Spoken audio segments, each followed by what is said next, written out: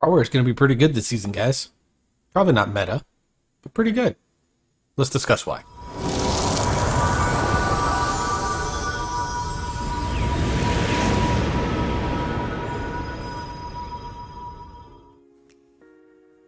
Hey everyone, Warwick's here. So we're back with our final Warrior guide for 11.2 Prot Warrior. So today we're going to be talking about everything that you need to get yourself started. Now, as the same disclaimer that I put in the Arms and the Fury guide will go up in that corner here, is that I aim my guides at people that are new to Prot Warrior or are still learning Prot Warrior. Maybe you've only played it for a tier, maybe played it in the past and are coming back to it and are trying to figure out exactly what is needed in order to get yourself started. If you're an advanced level Prot Warrior player, better chance than not you're not going to get a ton out of this guide, though I do appreciate you clicking on it. And I would recommend that if you have any friends that are Prot Warriors or are thinking about Prot Warrior, send this to them. Help me out, help them out. Alright, so what do we discuss in these videos? Well, we go over your talent builds, we go over your rotation, we look at your stats, consumables, enchants. We'll talk about what goes in your Reshi Wraps, your durable information security container, your disc belt. We'll talk about some gear pieces. Now, I only really talk about weapons and shields in the case of Prot Warrior to target, and trinkets to target, because everything else we don't need to necessarily do a full BIS list, because 4 pieces are going to be locked up by your tier. You're going to have at least 2 crafted pieces. We have your Reshi Wraps, so like 7 of your 14 gear slots are basically all taken up. So not a real need to do a full BIS list because of those factors. So, as always, before we get into the meat of the content, if you do like this type of stuff, you want to see me do more classes, I do plan on doing Monk. Thinking about doing a Survival Hunter guide as well, just for kicks. Remember to like, share, subscribe, put in the comments what classes or specs you may want to see from me. I'll do some research if I don't know them all that well and put something out for you. So without further ado, let's go ahead and dive into the talent builds. And we are going to start with your kind of generic raid build that you're going to see pretty universal across the board. Now this build, as I record today, Mountain Thane did just get a nerf, where the ionizing strikes from the Mountain Thane hero talent did take a little bit of a nerf. They reduced it by 30%. That could impact how we look at the Mountain Thane build for raid. That said, I do have a Colossus build that I will show you as well, so that depending on what you're more comfortable with in a raid scenario, you will be able to take advantage of that. Now, Prot Warrior's spec tree did get some decent enough changes because they did remove things like spell block and have added in a few new talents. Now, unfortunately, for the most part, we don't really take any of the new ones. There's 1 or 2 maybe that we take, and there are some flex points that you can move around. But overall, most of the new talents that we were interested in testing out just turn out not to be real factors when it comes to your overall talent build. All right, but we'll start the class tree. So the class tree, we're taking a lot of the normal stuff here. This talent point and intervene is just a way to kind of help maybe your co-tank intervene them if they mess up their defensive rotation, so that you can take a little bit of the hit. Or you can check this point out if you don't need that to grab Stormbolt. Either way, you need one of these 2 talents in order to come down here to Thunderclap, which obviously is a huge part of the Prot Warrior rotation, doubly so in the Mountain Thane side. Beyond that, there's not really a ton of flex points that are in this tree, unfortunately. Frothing Berserker for revenge, just to help with your rage economy. I would love to find a way to get Spell Reflect. You could possibly trade out this point in Fast Footwork to grab Spell Reflect if there's a fight in the raid where Spell Reflect is going to be really good. Beyond that, I don't know how much it's going to be worth it. So I could flex point that. You could even flex point intervene to come grab Spell Reflect if you wanted to do that. Beyond that, it's kind of like a normal standard build that you would grab that focuses a lot on bleed damage between Deep Wounds, Rend, and Thunderous Roar. Got a lot of ticking time damage in this setup, so pretty good build. But like I said, overall, not really any changes. Let me get out of the way. You can see right here, we're taking both the Thunderous Roar talents at the bottom. Now, over the class tree, like I said, the tree did get a little bit overhauled because of the changes they made to remove spell block, which in my limited experience so far, at least in lower end content, hasn't been impactful like at all. I haven't noticed it, really. That said, the top of the tree, we do grab armor specialization. This is one of the new talents that we're in instead of fight through the flames. You know, armor specialization, more armor, which does mean, hey, more strength. So it's a both defensive and offensive benefit, which is why we take that. This disrupting shout talent is going to be mostly useful on fights where there are adds. So you think of a fight like Styx Bunk Junker where you had all these hyenas. Disrupting shout / challenging shout is going to be very, very useful. That said, if you really don't find a very, very strong use for it, put it into Best Serve Cold. So this is like a utility type situation where on the fights that it's going to be really good, it'll be very, very good. On the fights where it's not very good, you might as well just take Best Serve Cold and run with the normal challenging shout. Notice we don't take Last Stand in this build. That is also kind of an optional talent point. The reality is that you have good defensive rotation with, if you have shield block uptime, good ignore pain uptime, and shield wall. Because you're not tanking full time outside of very specific boss setups, Last Stand doesn't really find a use, so you might as well grab a little bit more damage out of this. You grab something like Instigate, which makes your auto attacks basically deal a little bit more damage. And then you come over here and grab Blood Surge, which gives you a little bit more rage in the realm from your deep wounds. And then, of course, we're still grabbing Brutal Vitality because bigger, better, ignore pains are better. There was a build for a while where you're actually taking Fueled by Violence, but they really nerfed Fueled by Violence quite a bit. And it kind of made this talent not so great. So go from there. One thing you'll notice as normal in a lot of Warrior Raid builds is we are taking some Execute talents. We're grabbing Sudden Death, grabbing this new talent, Red Right Hand, which gives you increased Execute damage, and we're grabbing Massacre, which allows you to use it on targets below 35% health. Now there is also Heavy Handed, which gives you two additional targets for 70% of the damage. If there is a council or consistent ad style fight that you could use this on, this is useful, but my understanding in the raid situation at least is that there's not a ton of places that this is going to find use. Only other nodes that I really kind of talk about is this Into the Fray versus Heavy Repercussions. Now I think this is very much a style choice. Into the Fray obviously gives you haste for enemies and allies around you. You're always going to have potentially a co-tank and at least a boss mob, so you're always grabbing a little bit of haste. That said, if you struggle with shield block uptime, then getting a little bit more rage out of your shield slams and getting that block extension on Heavy Repercussions is gonna allow you to have that. Now the reality is that you can generally rotate your shield block charges with shield charge in order to maintain a really solid, strong uptime, and because you're not tanking all the time, you don't have to burn a lot of rage on shield slam or shield block when you're not actively tanking. So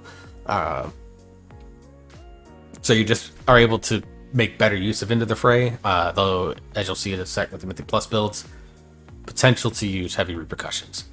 Other than that, pretty standard stuff. You do take Ravager here just because it does really strong damage and does generate rage every time it deals damage, which means more revenges if you're not off tanking, or ignore pains if you are tanking. Over in the hero talent tree, you kind of take a lot of the same choices. Keep your feet on the ground for the physical damage reduction. You take Thorm's Might for the extra rage, and then you get the execute damage as well. That's really the big one because you are leaning heavily into your execute setups here. And then flashing strikes over snap induction here on your choice nodes. And then this middle node doesn't really matter. If you're running intervene over Stormbolt, you can run Storm Shield in this case. Just so that you kind of have that set up. I'll switch to that talent here just for a little bit. So you do have that node is kind of dependent on what talent you take on that front. Now that said, if it turns out that the nerf to Mountain Thane is going to end up being a little bit too much, then we do have a Colossus build that's set up. As you can see, there's a few different talents that it does take. The big one that I think is going to be Wrecking Throw. If there's a shield that needs to be burned, this is an absolutely fantastic talent to take. Otherwise, you pop out of it and grab any sort of utility. You can grab Bitter Immunity if it's going to help. You can grab Second Wind. You can grab Fast Footwork. You can grab Pain and Gain. Or you can come over here and even get bigger radius and get Crackling Thunder for, you know, giving you a little bit more freedom of movement. Over here in the class tree, pretty much the same thing. Not really any major changes over in the class tree. So the build stays the same over here. You're just now utilizing the effects of Demolish. Now, we'll have to update this as we go on. I'm sure new sims are being run, even as we speak, with the, as I record rather, which is August 8th, about 3 hours after they announced these changes. So we'll see. But if you want to run Colossus, it is still fairly viable in Raid, so it is something that you can do. Now, over in the Mythic Plus realm, there are a couple of builds that I want to talk about. There's one that's kind of set up for being dubbed the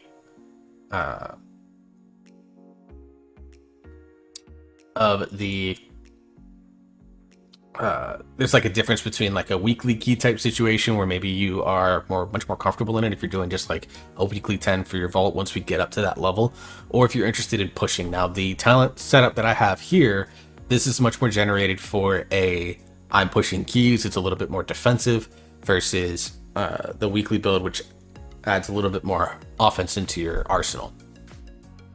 And in the class tree, again, it takes all the standard stuff that you see. You're grabbing Rallying Cry, you grab Spell Reflect, you're grabbing Shockwave, you're grabbing Stormbolt. You got all your big talents here. Obviously, you're grabbing Unstoppable Force. So you just have a lot of stuff that's going on here that is going to make it so that, you know, not a ton of changes from Season 2 to Season 3 on the class tree side, frankly. Now, over in the Spectre side, big things to make note of. Obviously, here we are grabbing Last Stand because more defensive, because you're constantly tanking. So anything you can do to give yourself much more defensive utility is very, very good. Obviously, grabbing Armor Specialization. Now here you notice we do grab Hunker Down, which allows you to basically get 2% free area of effect avoidance. There are quite a few keys where this is going to be pretty useful, but it also helps your Spell Reflect to where even if you don't reflect something, you are still getting 25% baseline. This now makes it 35. We've experimented with Spellbreaker a lot, and it just doesn't feel great, in my opinion. And a lot of other people have agreed, so go from there. All the other thing, again, is this Heavy Repercussions and Into the Fray mix. A lot of people will take Into the Fray. If you're not comfortable or don't do a great job of maintaining your shield block up time, then grab Heavy Repercussions because it does help significantly on that front. Other than that, build's pretty much the same from last season. You are grabbing Instigate, of course, which is one of the newer talents. Now, that said, if you are looking to do a little bit more of an offensive-oriented build, you are helping someone with a weekly key, or you're helping a friend get their key pushed up, and you outgear the content, excuse me, then you can take some points out of Hunker Down and move it into Red Right Hand. You can take points out of Battle Scarred Veteran, which gives you that kind of like a, not quite a cheat death, but very close to it. But you take the point out of here and put it into Heavy Handed. And then you take the point out of Last Stand, and then subsequently the talent below it, and you grab Blood Surge and Massacre.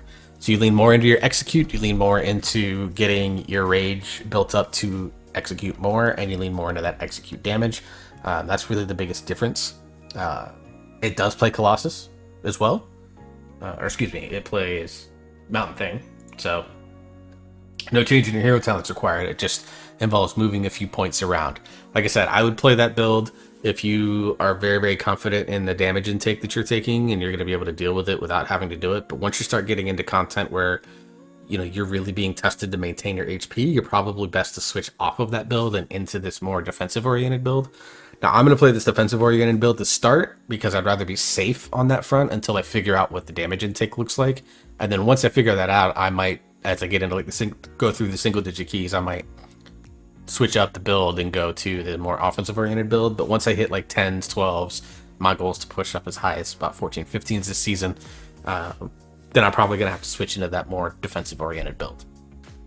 So that's what we were looking at for the talent builds. Let's go ahead and move into your rotation. So here we really focus on just like the opener, which you need to kind of get started. We'll start with single target. So let me go into this mountain thing, raid build.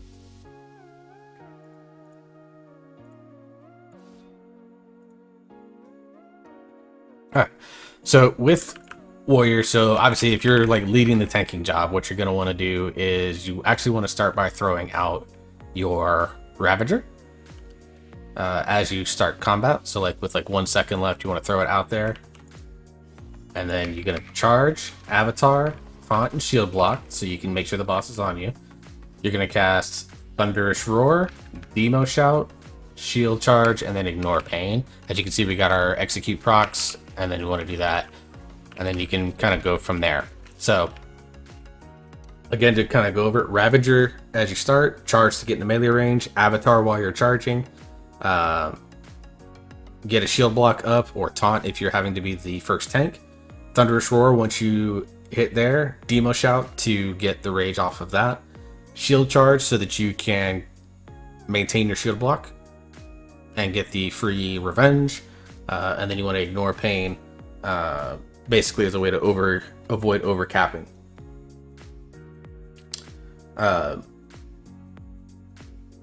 And then you Revenge basically is another way where it's like if you have a full Ignore Pain, you Revenge in order to A, fish for Shield Slam resets, apply Deep Wounds, and just to burn Rage so that you don't end up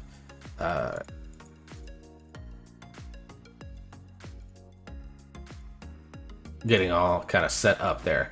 Now, other than that, it's really for the Mountain Thane build, you want to focus heavily on using Shield Slam and Thunderclap on cooldown. Keep your Ignore Pain up, make sure you're using your Thunder Blast charges when they come up, things like that, so that you can maintain it. AoE, honestly, pretty much the same thing.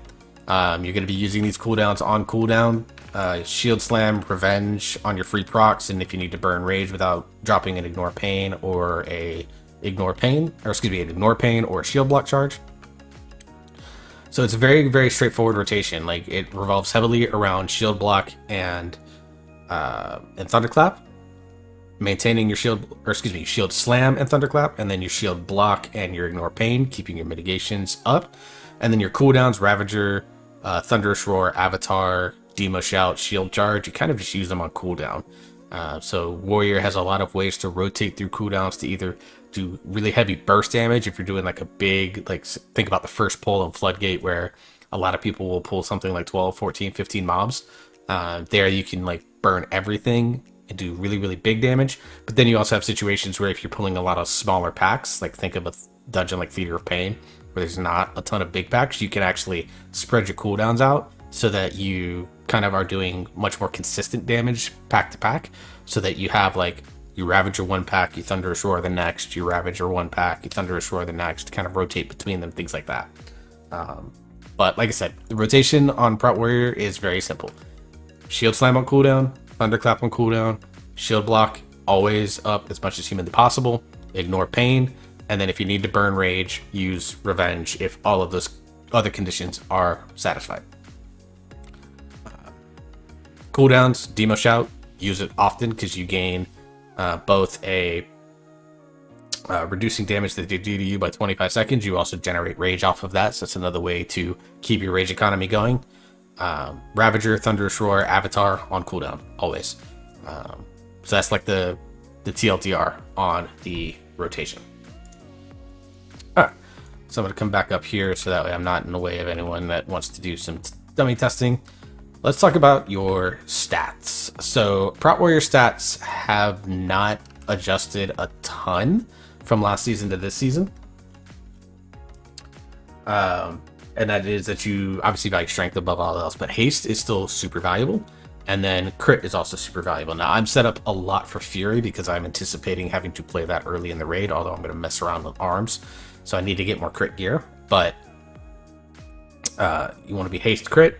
And then Verse Mastery are kind of there as like good secondary options if you happen to get a piece that's like 10 to 15 item levels above. Now that's one thing I will mention that I didn't mention in the DPS videos is that regardless of secondary stats, if you gain an item, say like for example right now I've got this 671 tier shoulder piece. Say I get a 694 tier shoulder piece, say like out of the vault for example. it doesn't matter what the stats are on that shoulder piece, because I'm jumping 23 item levels, it is an upgrade.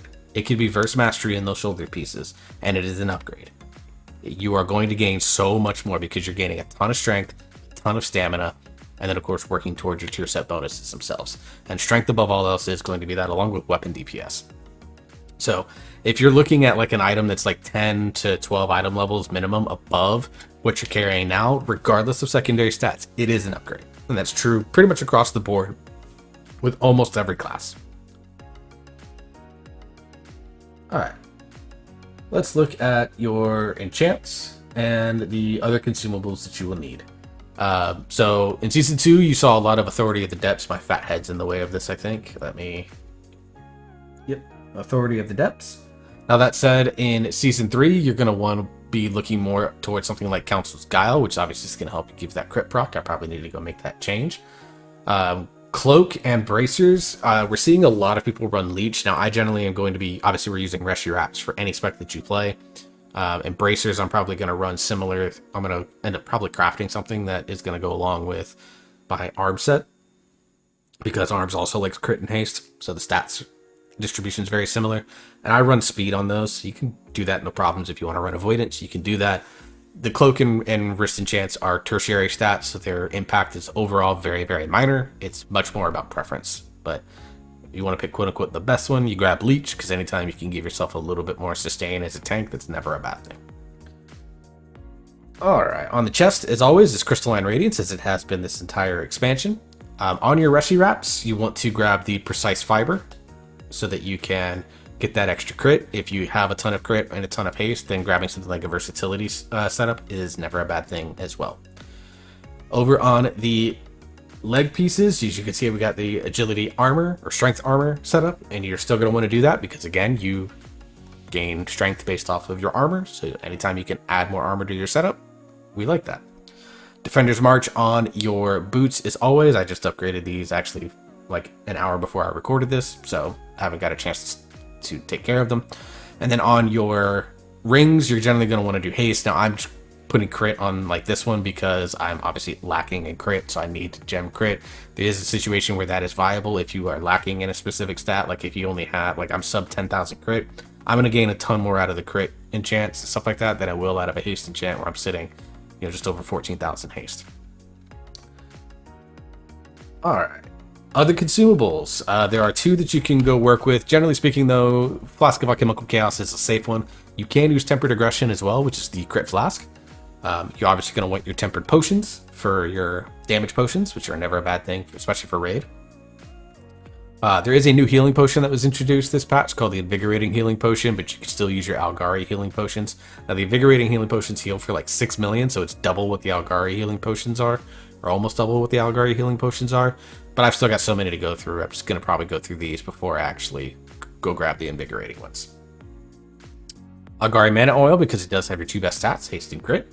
Augment Runes, you're going to want them. Now, with this season, the Infinite Augment Rune is coming through. You will have to get to rank 18 with your Koresh, so make sure you're doing your Koresh rep grind so that you can grab that for 100,000 gold. Feast of Midnight Masquerade or Belladar's Bounty, Hardy Belladar's Bounty, basically just whatever is going to give you your highest secondary stat.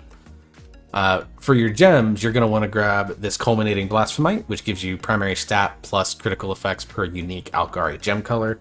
And for the rest of your gems, you basically want to stack a bunch of Deadly Emeralds, which are going to be the high haste, low crit ones. Now again, in my case, I could probably benefit more from having high crit, low haste, just because I am lacking that crit.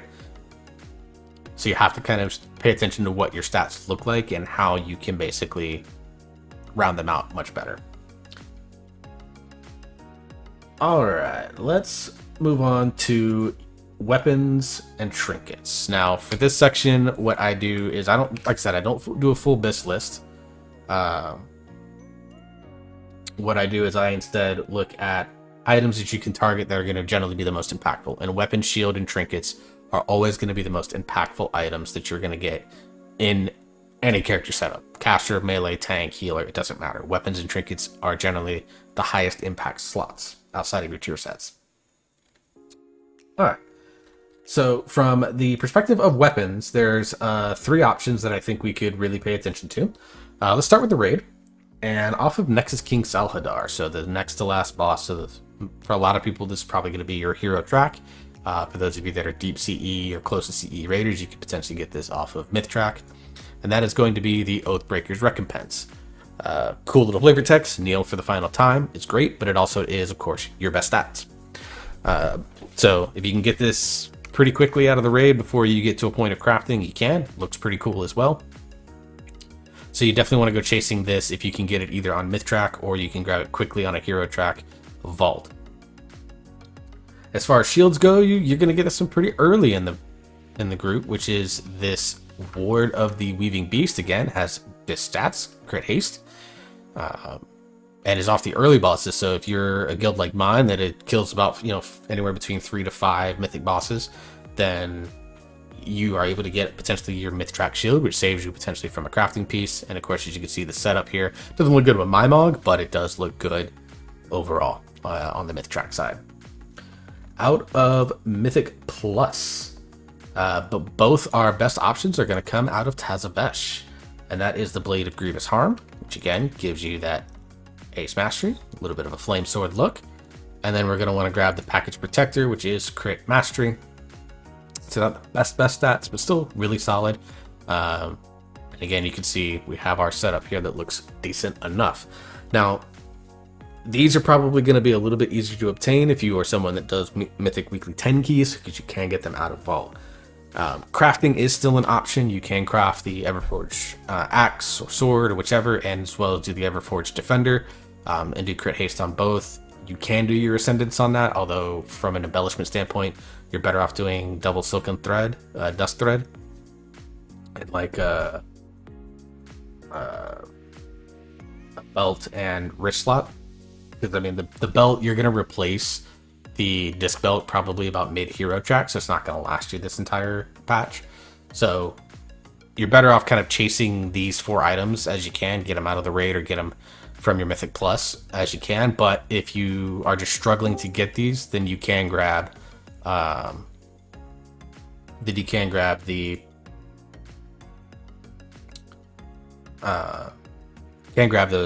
crafted items. It's not going to be a big deal. All right, let's talk trinkets. So there are a few trinkets that we can look at. Let's start with the ones out of the raids that I think are going to be pretty strong. And we're going to start with... Where's Duskblaze?